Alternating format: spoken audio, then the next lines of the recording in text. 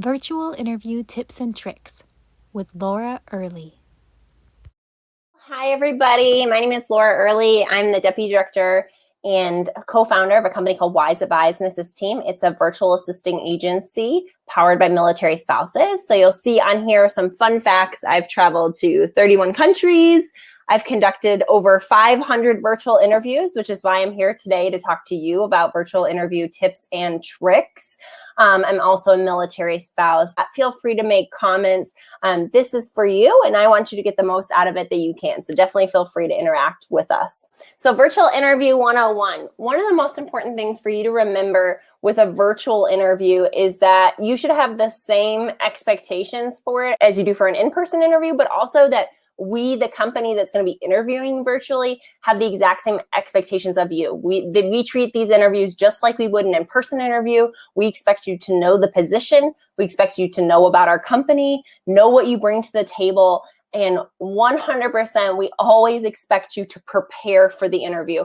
Any of you who have been through any sort of interview coaching or resume writing, all of that, you'll hear this over and over again. And it sounds a little redundant, but I always like to tell you it's very, very important that you prepare for an interview. And then the other thing that you want to make sure that you do with a virtual interview is ask about the process. What sort of process is it going to be? Is it going to be phone interviews? Is it going to be all video interviews, pre-recorded interviews? How many interviews are you going to have? When can you expect to hear? Who's going to be your point of contact? All of that information is really important for you to have, and it's okay to ask that of the hiring manager. So make sure that you ask about the process as you're going through the process. Technology. It's really important to know what technology is going to be used during the virtual interview. Is it a video call? Is it a pre-recorded call where they ask you a question and then you jump in? Or is it going to be a phone call? Find out that information. Ask which platform it's going to be on, and make sure that you test the platform before your interview. This is really important. You don't want to be fumbling around on the platform when you walk into the interview. You want to be prepared. Use a computer or an iPad, not a phone. Please don't use a phone unless you have a nice phone stand that it sits on that we can't see so the phone is stable. You don't want to be holding your phone and walking around during an interview. It makes you look extremely unprofessional and not prepared. Make sure that you have a working camera. That's super duper important. Check the angle of your camera, the height of the camera. You want it to be eye level so that we're not looking up at your chin or down on the top of your face. You want to make sure that it's eye level with your camera. Stack it on some books. You can use lots of different things to make this better for you, but make sure that you've got a good camera and that it's eye level. Look at the camera instead of off to the side. You absolutely want to pretend the interview is right in front of you. I can't tell you how many times, again, I've sat in a virtual interview and someone's like this, or they're like this because your camera's up here and your screen is here. So you're looking at me on the screen, but you're not looking at your camera. And so I can't tell if you're looking at me or not. So that's really important to make sure that you're looking them in the eye while you're talking to them. And you're talking to them like they're a person, not a robot on the screen, because they are a person. They're in this interview with you and they want it to be a conversation. So definitely a great tip for someone.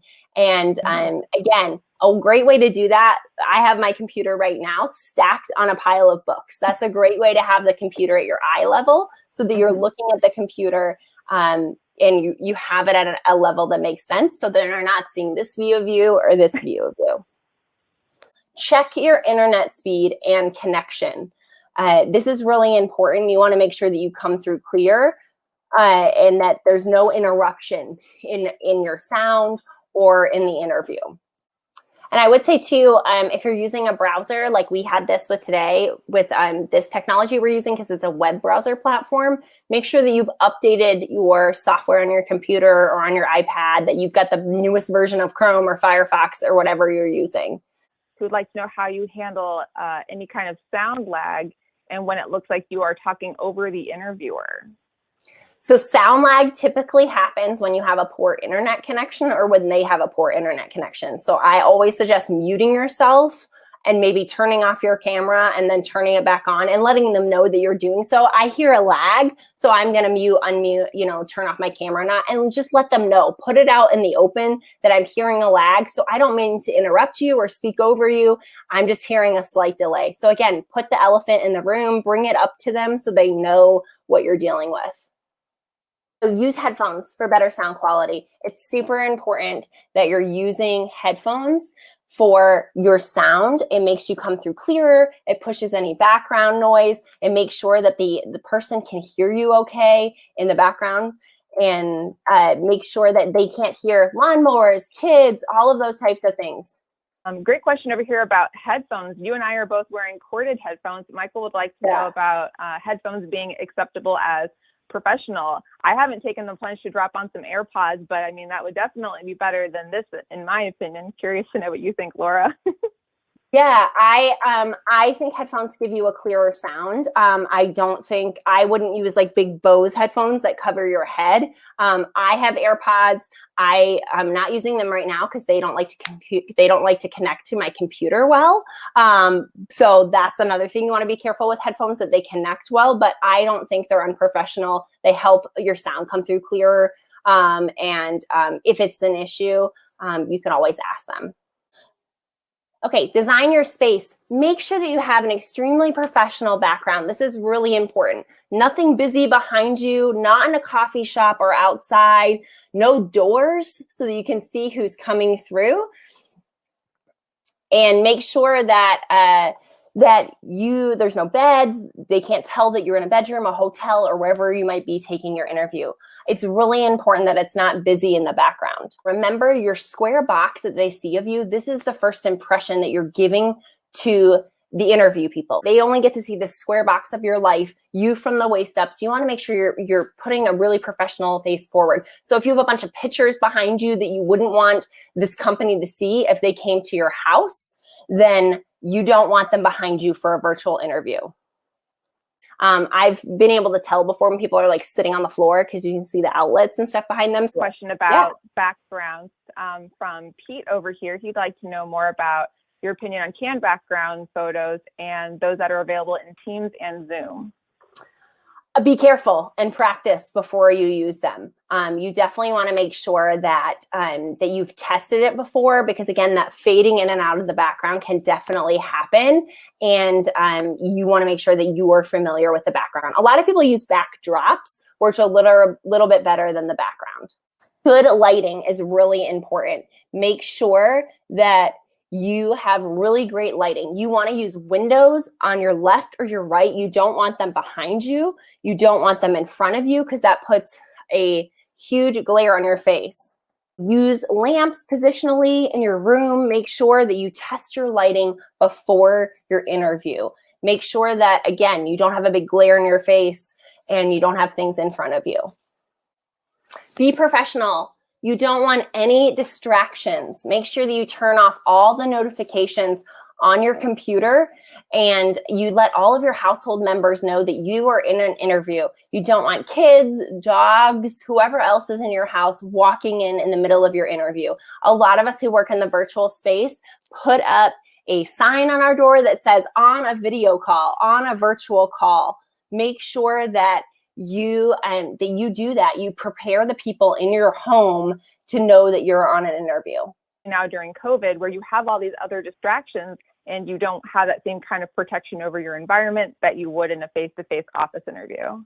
Yeah, and so that's why I say make sure the door isn't behind you and it's in your eyesight, because then you can control who comes into your room. And if you see someone come into your room, you can control them before they get to the camera. We've all seen those Fubs on GMA and all these other people who have given us incredible material, those of us who do virtual, where they've had kids crawling across their screen or people, or their camera's been face down and we can tell they're in their pajamas. And so that's, again, why you test the software, but that's why it's important that you set up your environment for success. You let everyone know that you're on a virtual interview, you control your environment. Again, I always make sure the door is over here so I can see it in my eyesight every time. I know if the dog or my husband or kids or whoever is coming through the door to interrupt me. And then using headphones, again, helps if there is background noise to just make it soften it so that they can't hear it. But then again, during this pandemic, it's a really interesting time. I know that we've done interviews, and there's a little bit more grace when you're in a season like this where you're kind of forced to be at home and everyone's forced to be at home with you. That's very different than a typical season where, you know, we wouldn't expect people to have extra coworkers, as we call them, or family members at home. Do you have recommendations for how interviewees can handle that gracefully? Do you disclose right off the bat, hey, you might hear some noise in the background, kids, pets, spouses, the like, or do you just try to go for it until you have one of those distractions that pops up and then you address it then? Any advice? I appreciate anyone who just gives it to me up front, who just tells me, you know, I really appreciate you taking this interview, and I tried to schedule it at a time that works, but I just wanted to let you know that I do have, you know, some construction going on outside my house, or I have this going on. So there might be a little bit noise, and maybe I'm going to mute myself and keep myself muted unless I'm talking to prevent that background noise. And that helps. They want to know if you tell them and give them a heads up rather than all of a sudden there's someone walking across your screen. You know, they get it. They're people too. Carrie Ann asked a great question. Are there privacy or HR issues with showing your home or background noises hearing kids? That's really up to you. But again, if you wouldn't want that person to walk into your home and see whatever is behind you, it shouldn't be behind you on the interview. That's just my stance on it. If you don't want them to know you have kids, you probably shouldn't have your family photo behind you or have your kids in the room or whatever it is. So I would, again, make sure that identifying information is something that you would want them to know. Someone just asked, do you ever do a test before an interview? What apps do you use? I absolutely do a test before an interview. Sometimes I'll just test it on my camera on my phone. Other times I'll test on Zoom. Zoom is a video meeting platform that you can use for free. And I definitely always hop on there. Use mute to your advantage. A lot of us, especially right now during this pandemic, are working from home. We have a lot of distractions going on. I've even done some interviews with people during this time. So make sure that you use mute to your advantage. You know where the mute button is within the software. Dress professionally. This is super duper important. I can't tell you how many virtual interviews I have been in that people were in sweatshirts or they were in t-shirts and not jackets. Remember, I can only see you from about your midriff up, not even full your waist up, depending on your camera angle. So make sure that it's professional. Just because it's a video interview and not in person doesn't mean and doesn't give you permission to dress casual. And so again, remember that we have the same expectations as a hiring company for this interview as we do for the in-person interview. We want to see that you're professional and ready for this job. Remember to look at the camera. It's really important when you're nervous. You tend to look around. When you don't have someone you're looking at, maybe you're doing a pre-recording video. You need to remember to look at the camera. They want to see your face. They want to know that you're listening to them, and it can appear like you're not listening if you're looking down. You need to understand the role and the company that you're interviewing for. Prepare your answers just like you would for an in-person interview. Have questions prepared to ask them. Even if all of your questions have already been answered in the process, it's important to ask them again in person. This shows the company that you're interested in them and that you see value in what they're offering. So always have questions. Don't be there, I have no questions. You're about to take a role with a company that you've never worked for before. And they want to know that you're interested and you have questions, that you want to know more about this position. So think of something, even if you already know the answer, be prepared and ask questions. It's okay for there to be silence. There's going to be moments of silence within the call. There's going to be moments where people don't know where they don't know what to say, or they're thinking of their next question, or they're looking for the next question. So it's okay for there to be a moment of silence. It's okay for you to take a moment and think about what you want to say next. I know a lot of times we want to fill the silence, and you don't have to do that. Even on a video call, there's going to be a lull. There might be a delay. Make sure you ask about what the job's going to entail. So you're doing a virtual interview. Does this mean that the job's going to be remote, or is it going to be in office? If it is going to be remote, ask about the expectations and requirements. What type of technology are you going to need to do this work? What are the expectations required? What's going to be needed in order for you to fulfill this role? It's really important that you ask them about this. Should interviewers send questions in advance? That's up to you, Carrie Ann. I don't like to send questions in advance because I want to see their response to the question and what they're thinking about. So I don't send questions in advance, but that's completely up to you in the interview. Virtual requires intentional communication. They get to see, again, only a small square box of your life. They don't get to see your mannerisms. They don't get to see even how tall you are or if you fidget or what's going on. So you have to over communicate certain things about yourself and about your interests. You need to be expressive in the interview. You need to make sure that they know if you're excited for this role or not. So again, testing a video interview, if you've never done one before, hop on a video call, record yourself on a video on your camera so that you're prepared for what you're going to look like on screen. So we talked a little bit about the interview itself. Let's talk about just some tips and tricks for when you're doing virtual interviews. Practice makes perfect. It's really important that you are practicing for an interview just like you would in person. You, again, practice the technology, practice being on camera, make sure you've tested your lighting, you know what you're going to look like on camera, and then plan for the unexpected. Technology is our best friend and our worst enemy. Things happen. Internet goes out, our computers malfunction, things go wrong. So make sure that you have a contact for someone at the company so that you can call them and say, hey, I'm not able to get into the call. I'm having issues with my computer. My internet dropped in the middle of the call. Please tell them I'm rejoining. Make sure that you have a contact for them so that you can get in touch with them. Again, making sure that you have a backup internet, having a hotspot is a really good idea. You've tested your internet connection. You've restarted your router before the call so that you ensure you have the highest speed internet. And we'll talk a little bit about internet tips, but that is something that you definitely want to make sure you can do. Like I said, have a backup device or a hotspot ready. Join the call early. Try to join the interview about 10 minutes before so that you can test it, you can make sure it works, and you're there on time. And again, have the contact information of the person you're meeting. And remember that the people on the other side are here for you. They're championing for you. They want to see if you're a good fit for the company. It's a conversation. And that's one of the things I tell a lot of people when it comes to interviews. Think of it as a conversation. You want to get to know them and the company just as much. You should want to get to know them and the company just as much as they want to get to know you to see if you're going to be a fit. So make it a conversation.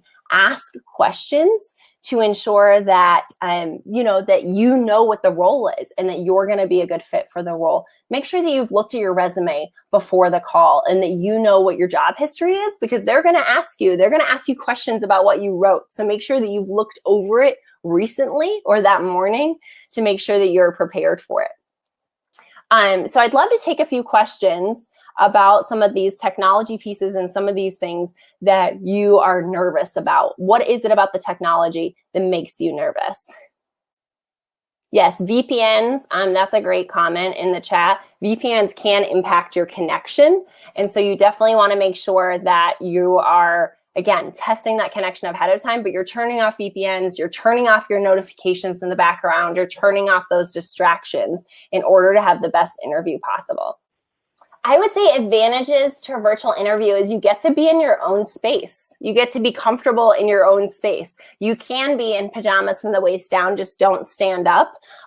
So definitely be prepared for that. But I think that's one of the advantages, that you get to be comfortable in your own space. You can maybe put an inspirational quote or a picture or something that's comforting for you behind the computer so that you can see that and think of that. You could also have notes up behind the screen in the middle of your virtual interview, and they would never know. One of the disadvantages, I think, is that a lot of people get very, very nervous on camera. They get really nervous and fidgety and they don't look at you. And so that can be a definite disadvantage for people who aren't familiar with camera. And I think another disadvantage is they don't get to see you in person. They don't get to meet you, and people are just different in person. They're typically more charismatic in person than virtually.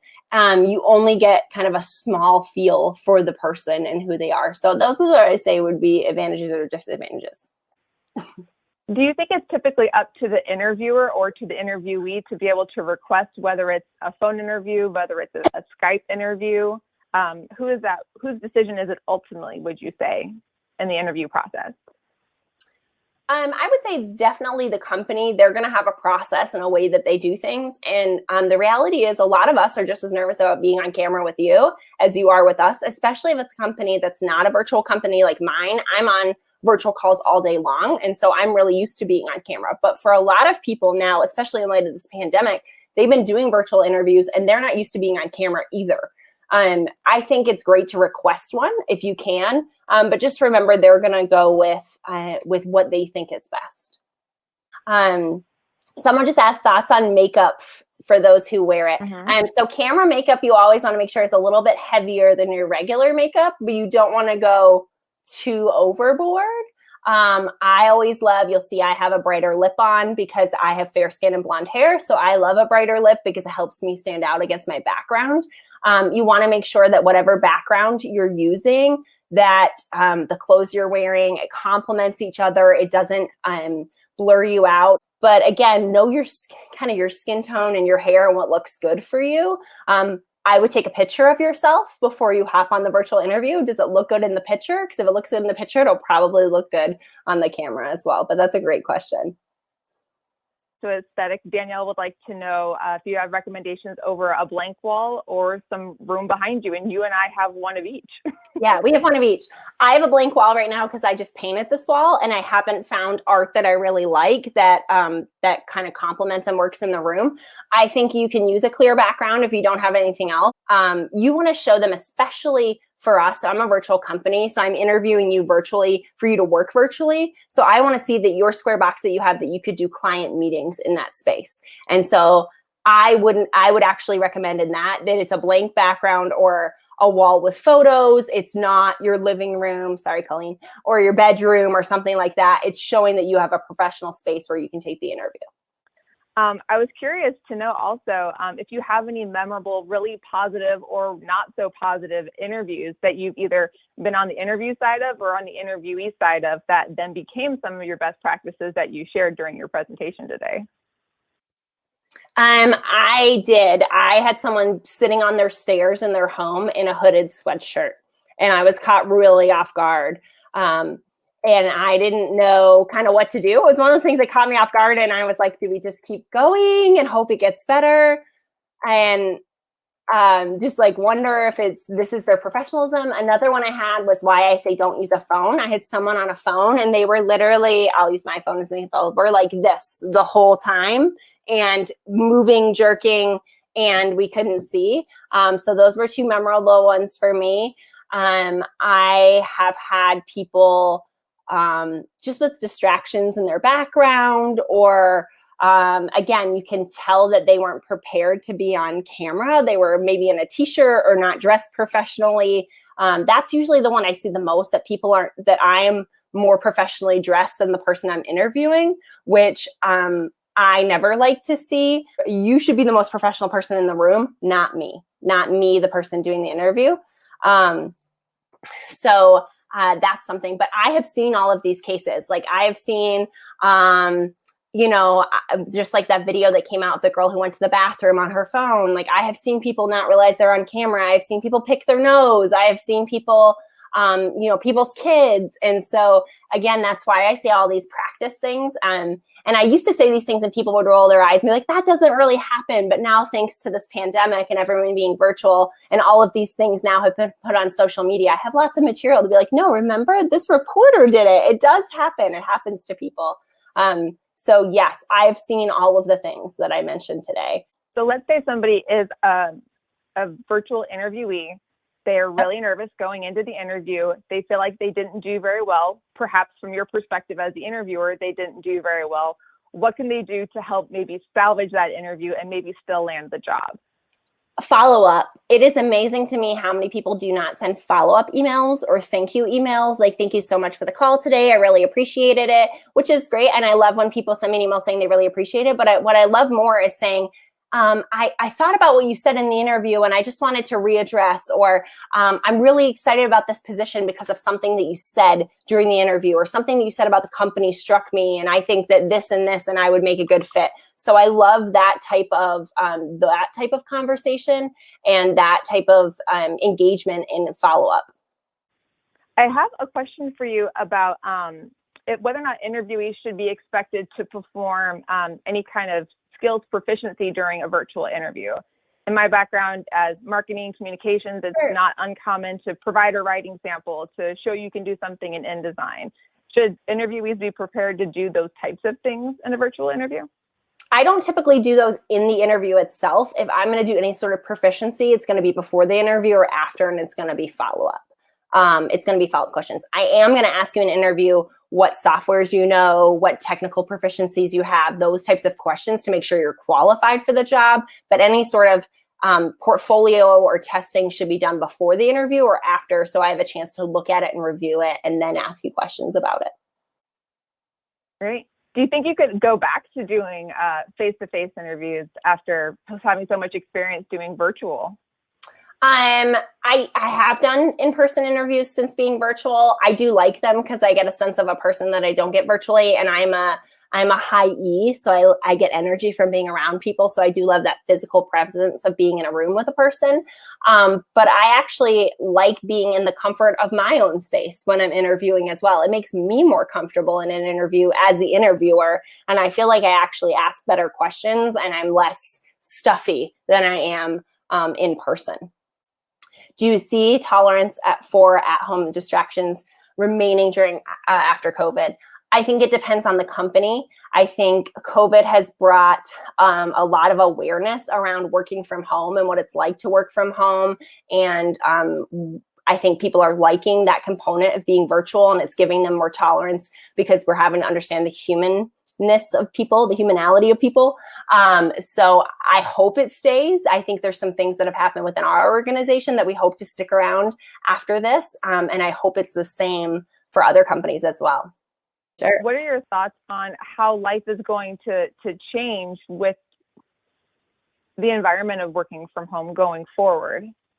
I hope it changes things. I hope that people become, first of all, they understand how people can be way more efficient in working remotely. I think people are incredibly more efficient working remotely than they are in offices. I hope that people learn that I've heard some companies say, wow, our people waste an hour and a half or 2 hours in the morning commuting in. And if they worked remotely, that's extra time they could give. So I've heard people talk about how they're going to start their day later and for their company. So I think that those things, I hope they stick around. I hope people, organizations, founders, CEOs really listen to their people and keep those things in. I do think remote work was already on the rise. It's grown 115% since 2005.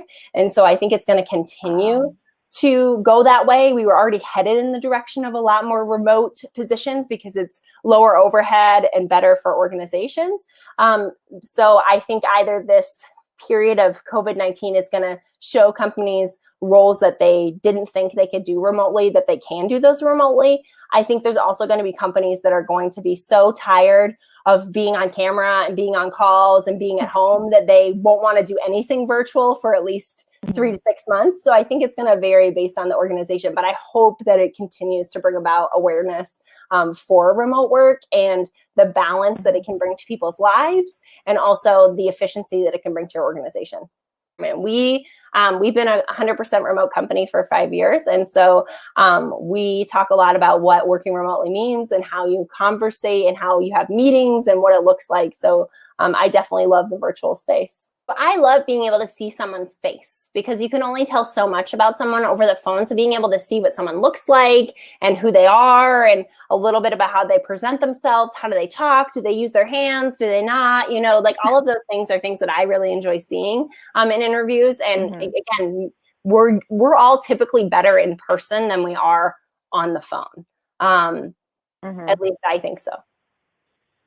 the body language alone. I mean, it's so telling, so telling. Yeah, absolutely. Thank you for watching.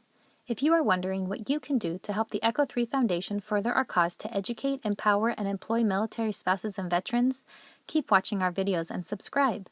100% of the monetization we get from YouTube goes right back to the Echo 3 Foundation, helping us to create more content for you.